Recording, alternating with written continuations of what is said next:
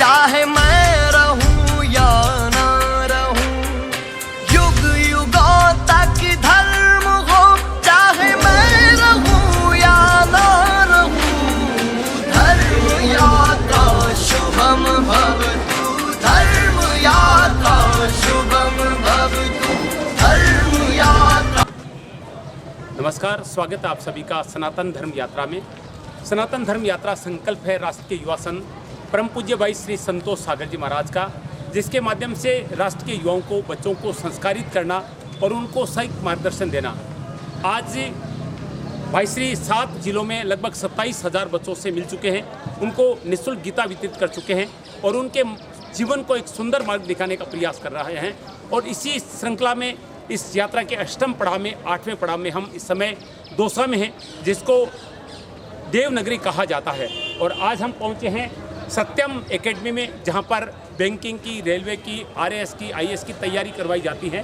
और आज हम इस समय आदरणीय महेंद्र जी के सानिध्य में इस यात्रा के पड़ाव में इस एकेडमी में पहुंचे हैं, जहां पर भाई श्री संतोष सागर जी महाराज 500 से अधिक बच्चों को अपने प्रेरणादायी प्रवचनों से लाभान्वित करेंगे, उनको निःशुल्क गीता जी का वितरण करेंगे। सनातन धर्म यात्रा के दौसा पड़ाव के अंतर्गत हमारे संयोजक आदरणीय मनोहर लाल जी गुप्ता जी हमारे साथ हैं। तो आइए सत्यम के आज इस पवित्र सेशन का अवलोकन करते हैं। राष्ट्र की जो युवा पीढ़ी हमारी बैठी है, क्योंकि आज देश में सबसे बड़ा जो ताकत है, दुनिया में सबसे बड़ा युवाओं वाला देश हिंदुस्तान है, जिसकी 60% आबादी युवाओं की है। तो ऐसे युवाओं वाले देश में हमारे देश के इस भविष्य को आप संबोधित करें और अपने पावन पवित्र वचनों से इनके जीवन का मार्गदर्शन करें। परम पूज्य भाई श्री संतोष सागर जी महाराज। बोले भारत माता की, सनातन धर्म की। हम कुछ सुंदर बातें, जीवन उपयोगी बातें हमारा आप करेंगे। तो ये 20-30 मिनट का जो भी सत्र है, हो सकता है कि आपके काम का हो।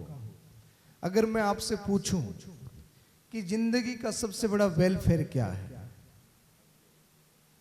सबसे अच्छी उपयोगिता, अच्छी बात, अच्छा वेलफेयर क्या हो सकता है?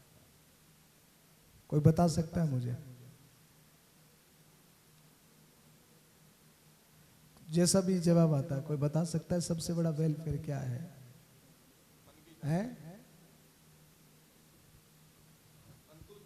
हाँ बताओ बहन, आप बताओ। बता दो, संकोच मत करो, कुछ बातें होगी तो कुछ अद्भुत निकलेगा। जी, अपने आप का खुश रखना। आप बहन? मन की शांति। बहुत सुंदर जवाब। और वो सारी चीजें जो आपने बोला, अपने आप को खुश करना, आपने बोला मन की शांति, और ऐसे ही बहुत सारे जवाब आपके अंदर होंगे। तो ये सारी चीजें कहाँ से मिलती है? उसी को ही अच्छा वेलफेयर कहते हैं। वो सारी चीजें कहाँ से मिलती है? अगर आपको प्यास लगी हो और पानी का ग्लास भर के दे दिया जाए और पानी वो पियोगे, तो उसका असर आपकी बॉडी में कितनी देर रहता है? पानी का असर 2 घंटे, 4 घंटे बाद में पानी फिर चाहिए होगा। और भोजन हमने किया तो भोजन का असर कितनी देर रहता है? 6 घंटे, 12 घंटे या 2 दिन, फिर तीसरे दिन तो भोजन चाहिए ही चाहिए। पर एक कोई सद उपदेश, कोई अच्छा विचार हमें कहीं से भी मिल जाए, तो उस अच्छे विचार और अच्छे उपदेश का असर कब तक रहता है? जिंदगी भर रहता है ना। तो कहीं से भी कोई अच्छा विचार, कोई उपदेश मिल जाए तो लाइफ का इससे बड़ा कोई वेलफेयर नहीं। ये खुशी, ये शांति, ये सब तभी मिलेगी। आज का आदमी खुश होने के लिए दुख उठाता है, सुखी होने के लिए हम क्या कर रहे हैं? दुख उठाते हैं। किस लिए? इतना परिश्रम हम कर रहे हैं, पढ़ाई लिखाई, ये करो वो करो, ये नौकरी वो नौकरी, इतना परिश्रम, इतनी मेहनत, इतने सारे काम किस लिए कर रहे हैं? खुश होने के लिए। हर एक काम का लक्ष्य है आनंद और खुशी, और वो अगर हमें नहीं मिल रही है, इसका मतलब है हम सही मार्ग पर नहीं है। तो खुशी का अभिप्राय क्या है, आनंद का अभिप्राय क्या है? तो ये सारी बातें हम आज करने वाले हैं। अच्छा, मेरा दूसरा क्वेश्चन आपसे है, आप में से कर्म के ऊपर कौन कौन विश्वास करता है? कर्म के ऊपर संकोच मत करो, हाथ एकदम ईमानदारी से ऊपर कर लो, कोई दिक्कत नहीं है। आप नहीं करते? अच्छा इतना सा हाथ ऊपर किया है, दिखाई नहीं दे, सॉरी। ऐसे थोड़ा सा। एक स्कूल में, नीचे कर लो, एक स्कूल में टीचर बच्चों से कहने लगे कि देखो जो सबसे ज्यादा आलसी होगा ना, मैं उसको साइकिल गिफ्ट करूंगा। तो हाथ ऊपर करो कि आलसी कौन कौन है। तो किसी ने इतना हाथ ऊपर किया, किसी ने इतना हाथ ऊपर किया साइकिल के चक्कर में। पर कोई मेरे जैसा ऐसे मुंह लटकाए बैठा था। तो सर ने पूछा क्या आपको साइकिल नहीं चाहिए? बोले सर साइकिल तो चाहिए पर हाथ ऊपर कौन करे। तो सर ने देखा कि इससे आलसी कोई नहीं होगा। तो थोड़ा युवा बन के रहिए, बूढ़े मत होइए अभी से। युवा हो तो हाथ ऐसे पूरा करंट होना चाहिए हाथ में। तो कर्म के ऊपर कौन कौन विश्वास करता है? दोबारा से हाथ ऊपर करें। लगभग सभी लोग करते हैं। अच्छा, भाग्य के ऊपर कौन कौन विश्वास करता है? भाग्य के ऊपर वाह, 5 हाथ। आप नहीं करते भाग्य के ऊपर विश्वास? आप भी नहीं करते? क्यों नहीं करते हैं जी?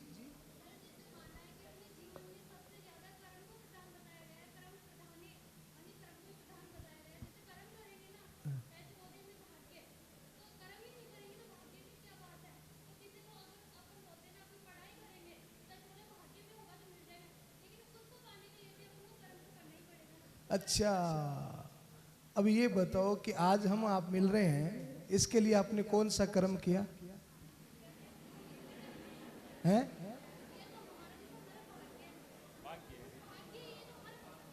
तो यही तो मैं पूछ रहा हूं मेरी बहन, यही तो मैंने पूछा है कि भाग्य के ऊपर विश्वास करते हैं क्या? आप कह रहे हैं कि कर्म करेंगे तो भाग्य बन जाएगा। तो मैं ये पूछ रहा हूं कि आज हम आप मिल रहे हैं, इसके लिए आपने कौन सा कर्म किया?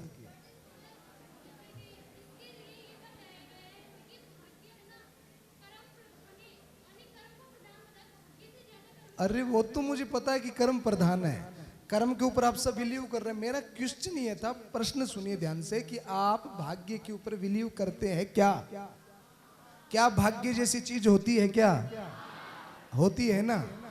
अरे आपका भारत में जन्म हुआ, ये भाग्य नहीं है? आपको अच्छे माता पिता मिले, क्या यह भाग्य नहीं है? आज हम आप मिल रहे हैं, वो भाग्य से मिल रहे हैं। अब इसको आप चाहे तो भाग्य मान लो या दुर्भाग्य मान लो, हैं? सौभाग्य मानो, भाग्य मानो, दुर्भाग्य मानो, पर हर सूरत में देखो, जिनको शायद हमारी बातें अच्छी लगेगी तो वो शायद अपना भाग्य मानेंगे, और कई अगर ये सोच रहे कि यार कहां से आ गए सर खाने, तो वो अपना दुर्भाग्य भी मानेंगे। पर दोनों ही सूरत में भाग्य जुड़ा हुआ है। तो इस बहन ने बहुत सुंदर जवाब दिया। ये जज्बा तो होना चाहिए ना, ये हिम्मत तो होनी चाहिए बात करने की, जवाब देने की। उसमें गलत सही सब निकल के आता है। तो भाग्य भी होता है, चाहे वो आटे में नमक जितना हो, भाग्य भी होता है। तो कर्म और भाग्य के बीच की ये जो यात्रा है ना, ये बड़ी ही सुंदर है। ईश्वर हर व्यक्ति को जब जन्म देता है तो 3 पेज की डायरी हम सबको देता है। भगवान कहीं किसी के साथ में भेदभाव नहीं करता। 3 पेज की डायरी देता है, जिसमें पहले पेज के ऊपर स्वयं लिखता है। क्या लिखता है पता है? फर्स्ट पेज पर ईश्वर लिखता है, और क्या लिखता है? बोले उसने लिखा जन्म। तुम्हारा जन्म कहां होगा, कब होगा, कैसे होगा, ये कौन तय करता है? ईश्वर। और आखिरी पेज पर उसने लिखा मृत्यु। कब मरना है, कैसे मरना है, ये कौन तय करता है? ईश्वर। अब बीच का जो पत्ता है वो खाली है, नील है, और उस पत्ते को खाली छोड़ दिया। उस पे किसको लिखना पता है? हम लोगों को लिखना। कर्म रूपी पेन है और जीवन रूपी पत्ता है, उसके ऊपर हम सबको लिखते रहना है। अब क्या लिखना है ये हमारे ऊपर निर्भर है। तो क्या लिखना है, कैसे लिखना, इसी विषय पर हम बात करें। तो अब मेरा एक लास्ट क्वेश्चन और है, उसका जवाब आप दे दीजिए, उसके बाद में अपने सत्र को प्रारंभ करते हैं। मेरा लास्ट क्वेश्चन ये है कि आप सब लोग यहाँ सत्यम एकेडमी में आते हैं, पढ़ाई करते हैं। कोई बैंकिंग की तैयारी कर रहा है, कोई इंजीनियरिंग की तैयारी, कोई पटवारी की, कोई शिक्षक की तैयारी कर रहा है। तो आप सब लोग अपने जीवन में आगे बढ़ना चाहते हैं, सफल होना चाहते हैं और एक लीडरशिप करने वाले, एक नेतृत्व करने वाले व्यक्तित्व बनना चाहते हैं। भीड़ में चलना चाहते हैं कि भीड़ से अलग? सब। वाह, तो आपको क्या लगता है आप सब सक्सेस हो जाएंगे? तो सारे बैंकिंग स्टूडेंट और शिक्षक यहाँ सत्यम एकेडमी से निकलने वाले हैं क्या? वाह, क्या बात है। कॉन्फिडेंस तो ठीक है, आपका जज्बा तो ठीक है। अब सुनिए, आपकी सफलता के बीच में जो आप चाहते हैं, जो बनना चाहते हैं, सबका भाव है कि हम सफल हो।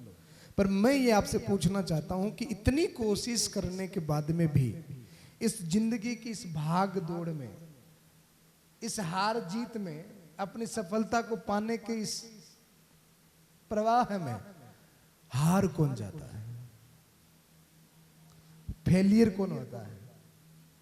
साधारण भाषा में पूछता हूं, जिंदगी की इस भाग दौड़ में हारता कौन है? हार कौन जाता है? जी आप बताइए भैया, खड़े होकर बता दीजिए थोड़ा सा। मन से हारने वाला हार जाता। बहुत सुंदर जवाब। और कोई? हार कौन जाता है?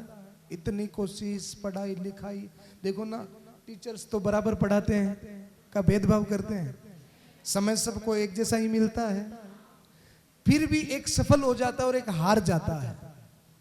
सारी चीजें सेम हो रही है, पढ़ाई लिखाई सेम हो रही है, कोचिंग सेम है, पढ़ाने वाले टीचर सेम है, किताबें सेम है, पर एक सफल हो जाता है और एक हार जाता है। तो हार कौन जाता है, ये मेरा क्वेश्चन है। बताओ बहन, हैं? अहम हार जाता है। बहुत सुंदर जवाब। और कोई मेरे भाई बहन? हार कौन जाता है, मेरा क्वेश्चन है। आप जिस सफलता के मार्ग पर दौड़ रहे हो, कोशिश कर रहे हो आगे बढ़ने के लिए, कुछ बनने के लिए, कुछ करने के लिए, तो हारता कौन है? और कोई बताएगा? जैसा भी टूटा फूटा जो जवाब आता, कोई दिक्कत नहीं, कुछ नया निकल के आ जाए। जो मन से हार जाता है, बिल्कुल। और कोई?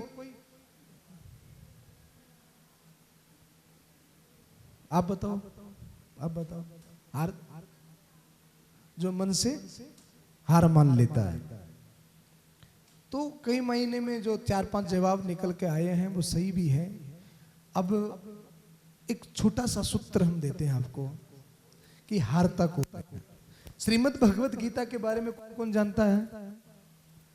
गीता के बारे में कौन कौन जानता है? यार आप में जवान वाला, युवाओं वाला जोश नहीं है सर, ऐसे ऐसे कर रहे हैं। मैं पूछता हूं, भगवत गीता को कौन कौन जानता है? जानने का मतलब किस किस के घर में है? लगभग सब में। तो उसी भगवत गीता में श्री कृष्ण ने आज से 5000 वर्ष पूर्व, जब अर्जुन अपना गांडीव फेंक देता है, हार जाता है, उदास हो जाता है, तो श्री कृष्ण ने जो कारण दिया है हारने का, वो सूत्र इतना सटीक है। हारता वही है, श्री कृष्ण कहते हैं, संशय आत्मा विनश्यति। बोलिए सभी लोग, संशय आत्मा विनश्यति। पुनः दोहराइए, हारता कौन है?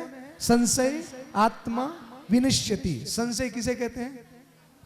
संशय, शंका। इंग्लिश में क्या कहोगे इसे?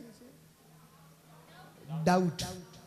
तो जिसके मन में अपने कार्य को लेकर, अपने काम को लेकर, अपनी पढ़ाई को लेकर, अपनी मेहनत को लेकर, अपनी ऊर्जा को लेकर, अपनी काबिलियत को लेकर जिसके मन में संशय होता है, डाउट होता है, वो हार जाता है। हमारे शास्त्रों में 2 शब्द है, एक तो है चिंता।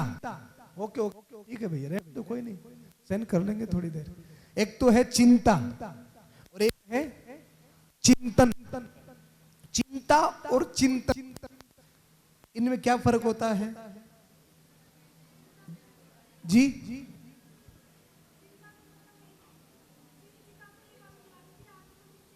चिता की मैंने बात ही नहीं की बहन, मैंने चिंता और चिंतन की बात की है। अभी जवान है, क्यों चिता की बात कर रही हो? चिंता और चिंतन, तो चिंता और चिंतन में क्या फर्क होता है पता है? बोले हैं?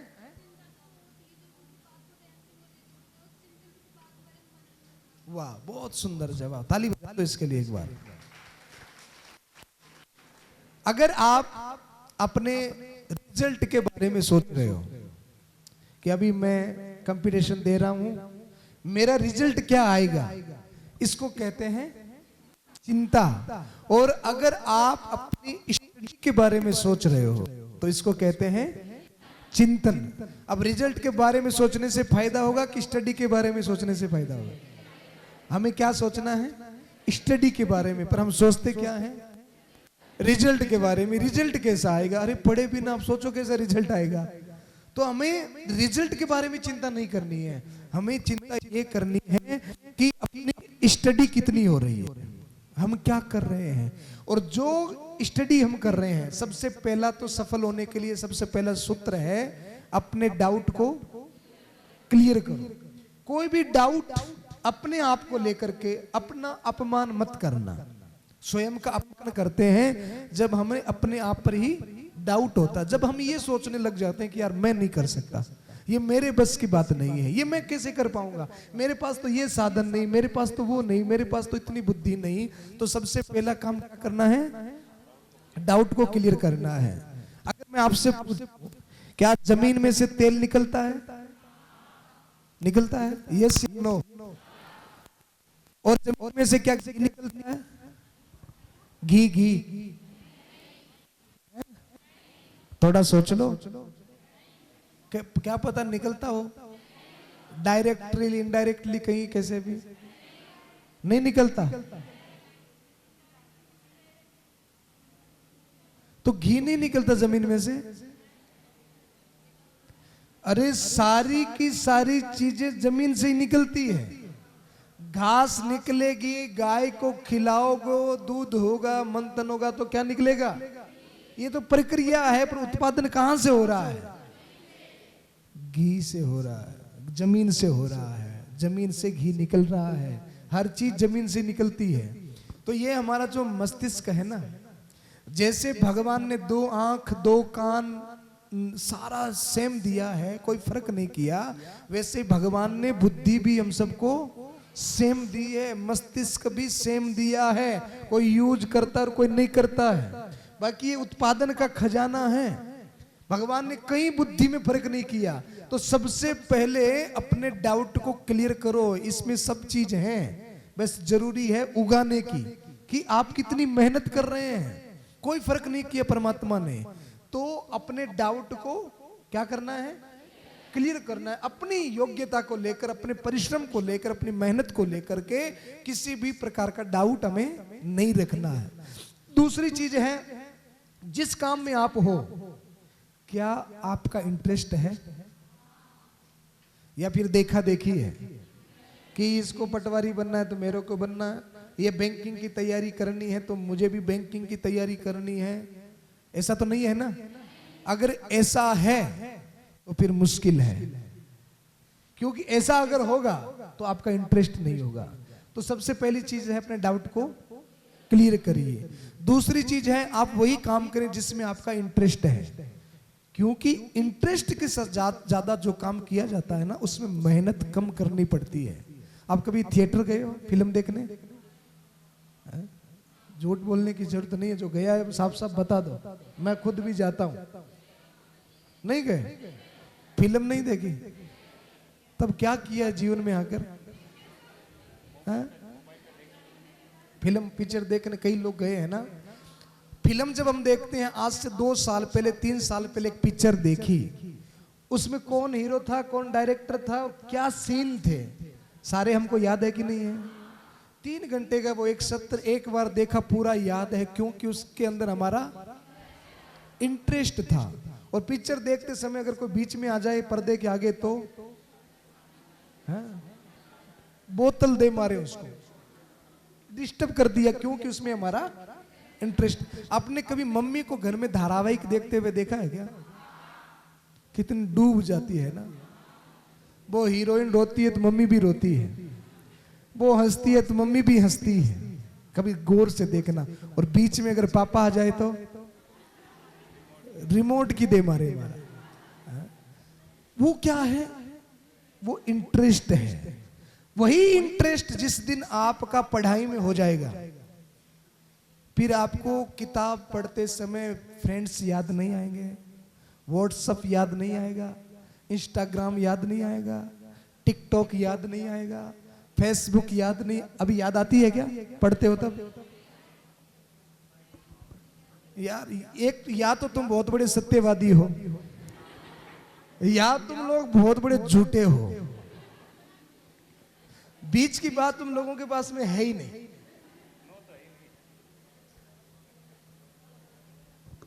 तो वो इंटरेस्ट हमारा जगे। और इंटरेस्ट कब जगेगा? जब हम अपने आप के अंदर के टैलेंट को पहचान लेंगे। एक बात बताता हूं आपको। एक बार एक हाथी, एक घोड़ा, एक भालू, एक बंदर और एक मछली, इनमें कंपटीशन, एक प्रतिस्पर्धा हुई कि पेड़ पर चढ़ना है। तो बताओ इस कंपटीशन में कौन जीतेगा? बंदर जीतेगा। हाथी तो बहुत बड़ा होता है, बहुत ताकत होती है, वो तो बेचारा हार जाएगा। और मछली वो तो जीत ही नहीं पाएगी। अच्छा, इसी कंपटीशन को थोड़ा सा उल्टा कर दो, पानी में तैरना है, कौन जीतेगा? मछली जीतेगी। हाथी तो वो काम भी नहीं कर पाया, तो इसका मतलब है हाथी को तो उदास हो जाना चाहिए, निराश हो जाना चाहिए है। पर मैं आपसे पूछता हूं कि जो हाथी कर सकता है, क्या वो बंदर कर सकता है? क्या वो मछली कर सकती है? तो हमें अपने अंदर में उस चीज को खोजना है, हमें देखना है। कभी फुर्सत में बैठकर ये सोचो कि इस दुनिया में वो कौन सा काम है जो मुझसे बेटर कोई नहीं कर सकता। आप बैंकिंग की तैयारी, आप LLB करो, आप IIT करो, ठीक है, पर अपने टैलेंट को खोजो कि मेरे से बेटर ये काम कोई नहीं कर सकता। और जिस दिन आपने उस टैलेंट को खोज लिया, उस दिन आपको सफल होने से कोई रोक नहीं सकता। आप जो काम कर रहे हो वो आपसे बेटर कोई नहीं कर सकते।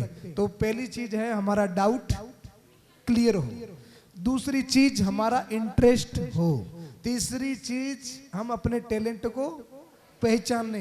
ये तीनों चीजें जिस दिन आपके पास होगी, उस दिन आपके अंदर में एक चीज डेवलप होगी जिसको ट्रस्ट, क्या कहते हैं?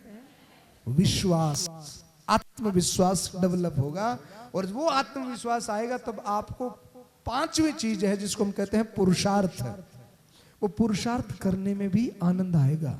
जो आप पाना चाहते हो ना, 2 घंटे कोचिंग में आने से नहीं मिलेगा। इस कोचिंग के बाद में भी उस चीज को आपको 10 घंटे और देना पड़ेगा। और मेहनत की भट्टी में अपने आप को झोंकना पड़ेगा। पढ़ते सब हैं, कोचिंग में बराबर पढ़ाया जाता है, सब सफल नहीं होते। सफल 100 में से 1 होगा, 2 होंगे, 5 होंगे। वो जो सफल होने वाले लोग होंगे, जो 5 चीजें मैंने बोली हैं, वो 5 चीजें उनमें होगी ही होगी। क्योंकि सफलता का सूत्र यही है, मार्ग यही है, शॉर्टकट कुछ भी नहीं होता है। मेहनत करनी ही पड़ती है कि नहीं? यस या नो? तो आप लोगों को अगर सफल होना है तो ये सारी चीजें आपको क्लियर करनी पड़ेगी। अपने आप को मेहनत की भट्टी में झोंकना पड़ेगा। और मैं आपसे निवेदन करता हूं कि आप डॉक्टर, इंजीनियर, साइंटिस्ट, वकील, पटवारी, शिक्षक बाद में बनना, इन सारी चीजों को बनाने के लिए सबसे पहले जरूरी है कि हम एक अच्छे इंसान बन जाएं। क्या बन जाए? एक अच्छा इंसान बने। एक मान, आज समाज में डॉक्टरों की, इंजीनियरों की जरूरत नहीं है, उससे ज्यादा जरूरत आज के समाज में है अच्छे इंसान की। अच्छे इंसानों की कमी होती जा रही है, किल्लत होती जा रही है। तो हमें क्या बनना है? एक परफेक्ट इंसान बनना है। हमारे आदर्श कौन है पता है? रोल मॉडल कौन है? भगवान श्री राम। राम हमारे क्या है? आदर्श हैं, रोल मॉडल हैं। एक बार के लिए आप राम को भगवान मत मानिए। तुलसीदास जी ने भी रामायण लिखी तो क्या लिखा? रामचरित्र मानस। मानस यानी मनुष्य। तो एक बार के लिए राम को आप भगवान मत मानिए, एक साधारण व्यक्तित्व मानिए और राम के जीवन पर थोड़ी सी दृष्टि डालिए। आज कहीं पर बात चलती है ना कि बेटा कैसा हो, तो हम कहते हैं राम के जैसा। पति कैसा हो? राम के जैसा। भाई कैसा हो? राम के जैसा। अच्छा, राजा कैसा, लीडर कैसा हो? राम के जैसा। यानी कि अपने हर एक रोल में राम परफेक्ट है। मित्र कैसा हो? राम के जैसा। कोई भी रोल में राम को उठाकर देख लो, वो बिल्कुल परफेक्ट मिलेंगे। कहीं भी उनके रोल में कोई खराबी नहीं है, परफेक्ट रोल उनका है। इसलिए राम कौन है? हमारे आदर्श हैं। श्री राम हमारे आदर्श हैं।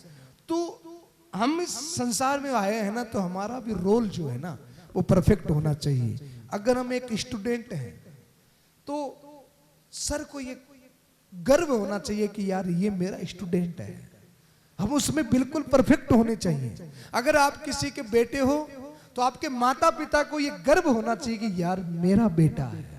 अगर आप किसी के मित्र हो तो आपके मित्र को ये गर्व होना चाहिए कि यार मैं इसका मित्र हूं। तो अपने हर रोल में हम परफेक्ट हो जाएं, ऐसा हमें करना है। और इसके लिए जितने आयामों की जरूरत है वो आयाम हमें लेने हैं। सारे आयाम हमें लेने हैं। हमें एक परफेक्ट व्यक्तित्व का निर्माण करना है ताकि उसमें कोई कमी न हो, कोई इसमें कोई कमी न निकल सके। हमारे यहाँ पर महात्मा पुरुष बताते हैं कि जीवन जो है ना वो मोमबत्ती के जैसा है। जीवन जो है वो आइसक्रीम के जैसा है। आइसक्रीम जो होती है ना, क्या होता है? पिघल जाती है। थोड़ा ध्यान न रखो तो वो पिघल जाएगी। हमारा जीवन भी निरंतर पिघलता रहता है, यही संसार का सत्य है। पर मैं पूछता हूं कि आइसक्रीम जब पिघलती है तो क्या किसी को लाभ होता है? क्या बोलो? किसी को फायदा होता है? नष्ट हो जाती है। और मोमबत्ती जब पिघलती है तो किसी को फायदा होता है? हैं? नहीं होता? होता है ना? क्या फायदा होता है? मोमबत्ती आइसक्रीम पिघलती है तो केवल नष्ट होती है, और मोमबत्ती जब पिघलती है तो वो पिघलने से पहले हजारों लोगों के जीवन में प्रकाश कर जाती है। तो हमें भी अपने जीवन को ऐसा ही बनाना है कि मरना तो सबका तय है, पर हम मरने से पहले कम से कम हजारों लोगों के जीवन में रोशनी कर जाएं। अब जितने युवा यहाँ पर बैठे हैं, कईयों की शादी हो गई होगी, कईयों की शादी की बात चल रही होगी। अक्सर क्या होता है कि घर में जब बच्चा जवान हो जाता है ना, तो बच्चे को तो ये टेंशन होती है कि मुझे पढ़ना है, लिखना है, मुझे कुछ बनना है। और माँ बाप को क्या टेंशन होती है? बोलो ना। बेटी जो ही बड़ी होती है तो कई घरों में हमने देखा है, मम्मी जब भी घर में कोई शादी होती है तो बेटी से कह देती है कि अगला तेरा नंबर है। कहते कि नहीं कहते? लड़के जब बड़े हो जाते हैं तो बाप कह देता है कि सुन अब ठीक से पढ़ाई कर ले वरना अगला तेरा ही नंबर है। घर में धमकी मिलती है ना ये। एक कोई मौसी और भांजा थे, दोनों साथ साथ रहते थे, अच्छी फ्रेंडशिप थी। मौसी थी 65 इयर्स की और भांजा था 30 साल का, पर दोनों में अच्छी फ्रेंडशिप थी। दोनों मासी भांजा साथ में रहते थे। तो वो भांजा घर में जो ही कोई शादी होती ना तो मौसी उस भांजे से कहती देख अगला तेरा नंबर है। जो ही घर में कोई शादी हो अगला तेरा नंबर है। भांजा कहता मौसी मैं भी LLB की तैयारी कर रहा, मुझे पढ़ना है, तो क्या रोज रोज ये? बोले अगला तेरा नंबर है। एक दिन उसी घर में कोई डेथ हो गई, कोई मर गया।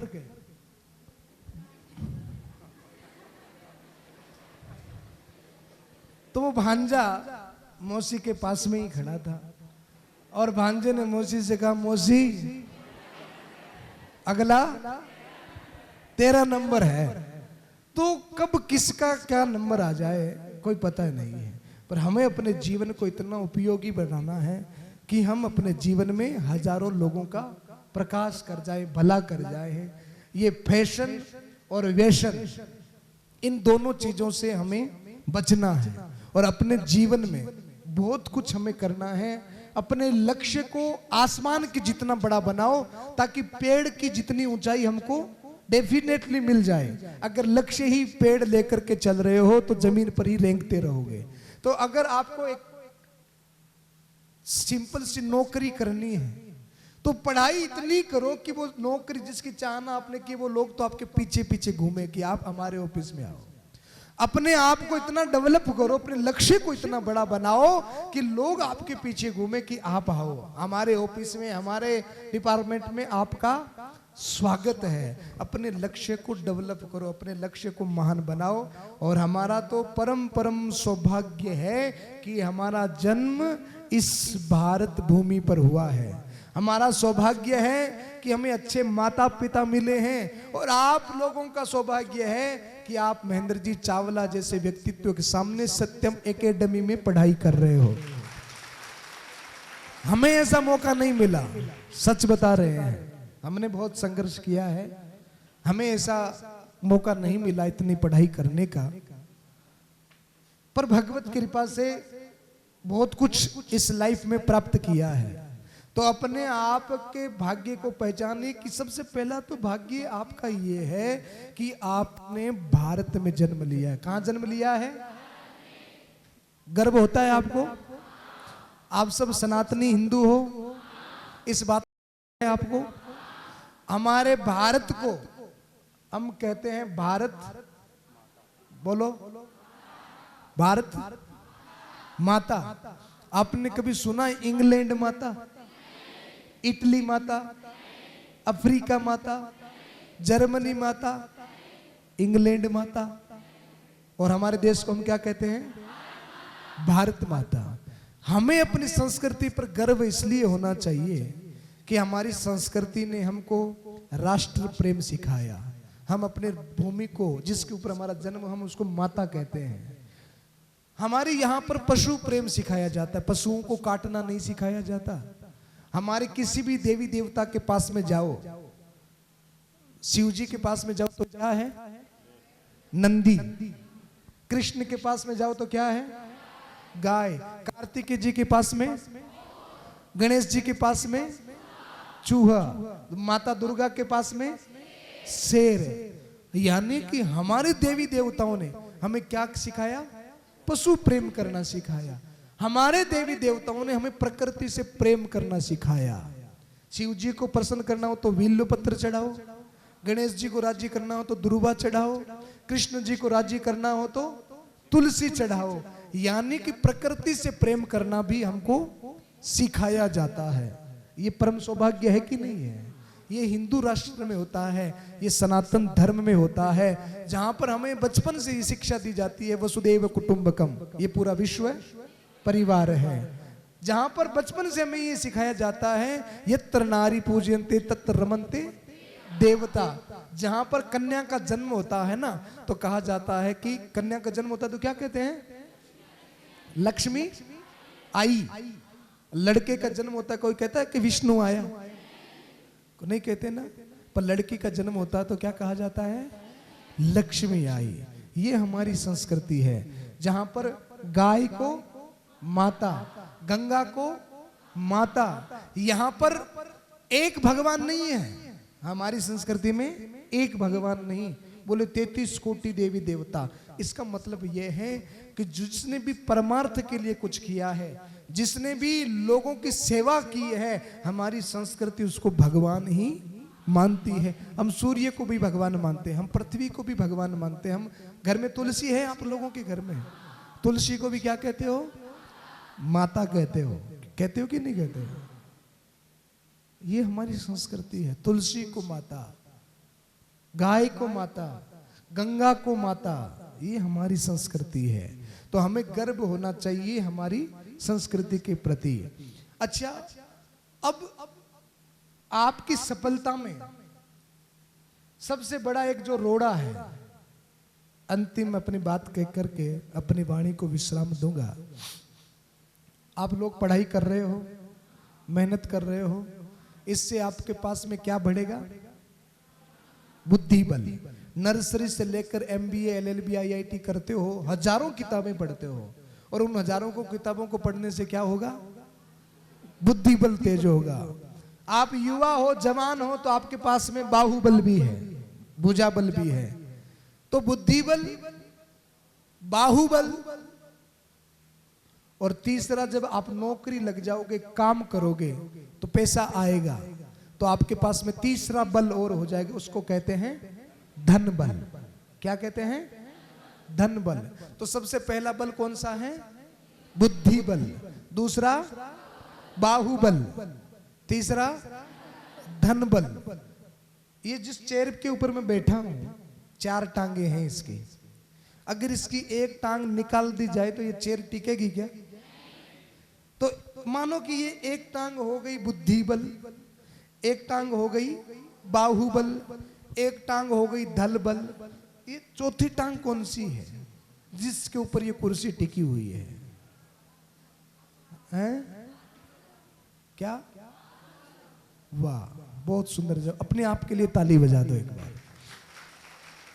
सर, एक बात तो कहनी पड़ेगी, 27,000 बच्चों से मैं मिला हूं, पर आपके स्टूडेंट बड़े होनहार हैं, बड़े अद्भुत हैं।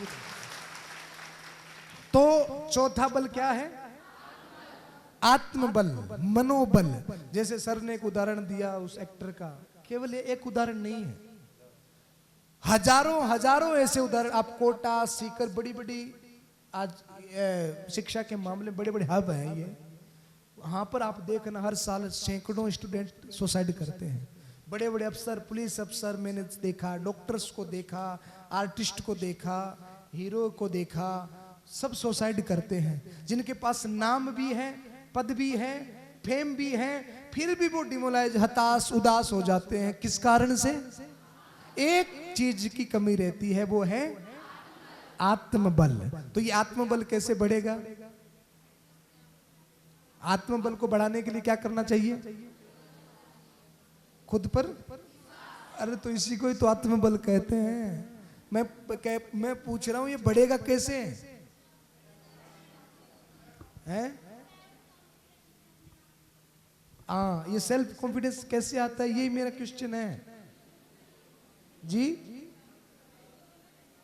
सेल्फ कॉन्फिडेंस कैसे आता है?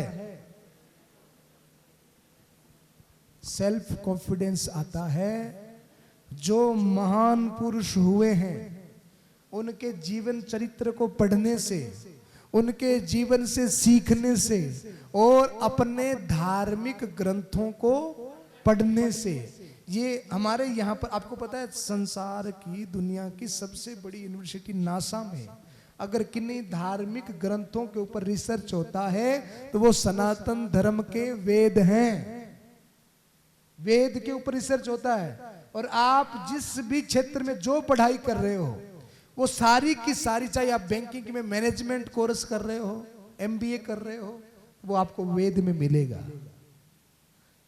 आप अगर चिकित्सालय में डॉक्टरी कर रहे हो, तो शरीर का क्या विज्ञान है, कहां पर मिलेगा? वेदों में मिलेगा।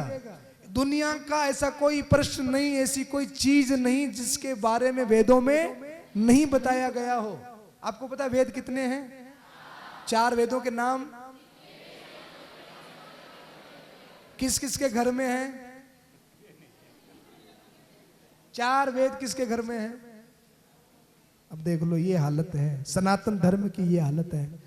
आपको पता है अभी एक बहुत बड़ा एक स्टैंड चल रहा है, ज्ञान वापी का चल रहा है ना अभी काशी में, और उसके ऊपर अभी एक न्यूज चैनल पर डिबेट हुई, जिसमें एक भारतीय नारी, नूपुर शर्मा जिसका शायद नाम है, उन्होंने एक छोटा सा कमेंट अन्य धर्म के ऊपर कर दिया। वो तो रोज करते हैं, अलग अलग प्रकार से करते हैं, आघात करते रहते हैं, पर उन्होंने एक कमेंट कर दिया जिसके ऊपर इतना बड़ा बवाल हो गया, और आज उसको रेप की, मारने की, कत्ल कर देने की भयंकर धमकियां मिल रही है। और एक भी हिंदू, एक भी सनातनी बोल नहीं रहा है। ये हमारी कमजोरी है। हम अपने धर्म से अलग होते जा रहे हैं, हम अपने धर्म को छोड़ते जा रहे हैं। आज एक नूपुर शर्मा को धमकी मिल रही है, हो सकता है कि आने वाले 1 दशक बाद में हम सबको भी वही धमकी मिले। इसलिए हमारा सबसे पहला कर्तव्य है अपने राष्ट्र के प्रति समर्पित होना, अपने राष्ट्र के ऊपर, अपने देवी देवताओं के ऊपर, अपने धर्म के ऊपर और अपने धर्म ग्रंथों के ऊपर कोई भी अंगुली उठाए तो उसको मुंह तोड़ जवाब देना चाहिए। पर इससे पहले जरूरी है कि हम भी अपने आप को जाने, अपने आप को डेवलप करें, अपने धर्म के बारे में जाने। आपके पास में 24 घंटा होता है, कम से कम रोज 10 मिनट 15 मिनट ईमानदारी से अपने रिलीजन, अपने धर्म के लिए निकालो, अपने धर्म को जानने की कोशिश करो। आप 20-20 30-30 हजार रुपए का मोबाइल रखते हो, बाइक रखते हो, फर्नीचर बनाते हो, बड़ा मकान बनाते हो, क्या 1000 रुपए के वेद आप अपने घर में लाकर नहीं रख सकते?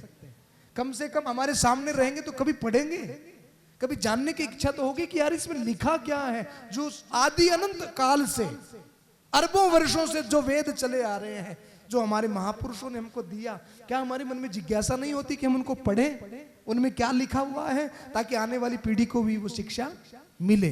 तो अपने घर में वेद लाइए और उसको पढ़िए, और उन्हीं वेदों का मंथन करके, जब हम बिलोवना करते हैं तो घी निकलता है ना, मक्खन निकलता है। तो आज से 5000 वर्ष पूर्व श्री कृष्ण ने उन वेदों का मंथन करके घी मक्खन निकाल करके एक किताब में भर दिया, जिस किताब का नाम है श्रीमद् भगवत गीता। ये दुनिया की सबसे ज्यादा ताकतवर किताब है। आप जितने भी टॉप पर्सनैलिटी है ना भारत की, उन सारी टॉप पर्सनैलिटी की जीवनी उठाकर पढ़ लेना, उनके जीवन में एक ही कॉमन बात मिलेगी, उनके जीवन में एक यंत्र है। वो क्या है? श्रीमद् भगवत गीता। हमारे आदरणीय प्रधानमंत्री नरेंद्र साहब मोदी जी जब भी किसी से मिलते हैं या विदेश में जाते हैं तो भारत की तरफ से अगर उनको कोई गिफ्ट देना हो तो क्या देते हैं?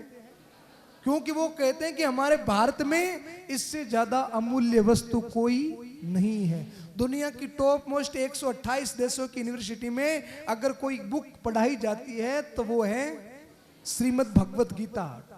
इसको पढ़ाया जाता है, और ये वो किताब है जो आपके आत्मबल को, आपके मनोबल को बढ़ा सकती। आप लीडरशिप करना चाहते हैं ना, नेतृत्व करना चाहते हैं, एक प्रश्न नहीं, एक पर्सनैलिटी बनना चाहते हैं, पर्सनैलिटी बनना चाहते हैं, तो पर्सनैलिटी बनने के लिए आप सब कई बैंकिंग की तैयारी कर रहे हैं। कौन कौन कर रहा है बैंकिंग की तैयारी? यहां पर बैंकिंग की तैयारी कौन कौन कर रहा है? दूसरा बैच। अच्छा, कोई नहीं, इतना तो मालूम होगा 10 लाख का चेक भरे तो कितना जीरो लगता है? हैं? सोचो फटाफट। हैं? सोच लिया? चेक गलत मत भर देना, नुकसान हो जाएगा। 10 लाख के चेक में कितना जीरो लगता है? 6। अब वो 6 जीरो लगाकर अगर एक न लगाया जावे तो क्या चेक की कोई वैल्यू है? वैसे ही हमने बुद्धिबल बहुत प्राप्त कर लिया, धनबल बहुत प्राप्त कर लिया, बाजूबल बहुत प्राप्त कर लिया, पर अगर आत्मबल नहीं रहेगा तो ये सारा का सारा बेकार। ये 6 जीरो बेकार है अगर एक नहीं होगा। तो वैसे ही ये गीता जी क्या करती है? आत्मबल बढ़ाती है, अपने आप को डेवलप करती है। तो ये गीता जी आप लोग पढ़िए। अगर ये किताब आज मैं आपको मेरी तरफ से गिफ्ट करूं तो आप स्वीकार करेंगे? पक्का? फिर क्या करेंगे? ईमानदारी से, या घर ले जाकर लो दादी जी, नानी जी आपके लिए, ऐसा तो नहीं करेंगे ना? इसको पढ़ेंगे, और इसको पढ़ेंगे तो मैं गारंटी देता हूं आपके जीवन में बहुत ज्यादा दिव्यता, बहुत ज्यादा सुंदरता आ जाएगी। आप एक पर्सनैलिटी बन जाएंगे अगर आपने, ये अपने आप में बहुत बड़ा चैलेंज है। ये मत सोच लेना कि हम महाराज ने दे दिया और हम पढ़ लेंगे, ये बहुत बड़ा चैलेंज है। एक पत्ता खोल के पढ़ोगे ना तो सर चकराने लगेगा कि क्या लिखा है।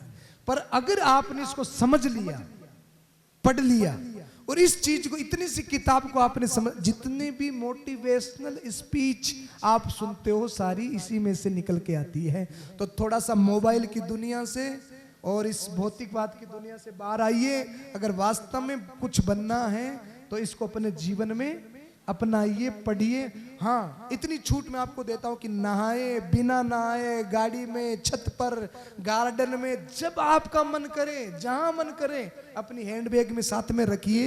और जब भी अकेले शांत बैठे हो तो इसको खोल के पढ़ना। पढ़ना मतलब इसको समझना। इसमें लिखा है श्री कृष्ण ने, जिनको हम भगवान कहते हैं, और हमें इसी को ही फॉलो करना है। तो पढ़ेंगे, प्रॉमिस? एक बार हाथ ऊपर कर दो ताकि मुझे संतुष्टि हो जाए। वाह भैया, सबकी फोटो ले लो। हाँ? 2 महीने के बाद में, महेंद्र जी 2 महीने के बाद में मैं फिर आऊंगा। आ सकता हूं? 2 महीने बाद आना है मुझे, एक नई बातों के साथ, नए सत्र के साथ। उस समय हम चर्चा करेंगे भगवत गीता पर। तो आप इसको पढ़िए, मंदिर में ले जाकर मत रख दीजिएगा। हमारे यहाँ पर रिटायर्ड होते हैं तब भगवत गीता देते हैं, नानी दादी को देते हैं, पर रियलिटी ये कि ये गीता हमको पढ़नी है। और इसको पढ़ेंगे तो हमारा जीवन बहुत ज्यादा सुंदर और दिव्य होगा। तो इस गिफ्ट को आप स्वीकार करना, हमेशा अपने पास में रखना। और आपके किसी मित्र का बर्थडे हो, जन्मदिन हो, या कुछ भी फंक्शन हो, तो क्या गिफ्ट करेंगे? भगवत गीता। तो एक बार जोरदार लगाए जयकारा। बोलिए भारत माता की, सनातन धर्म की। वाह, धन्यवाद।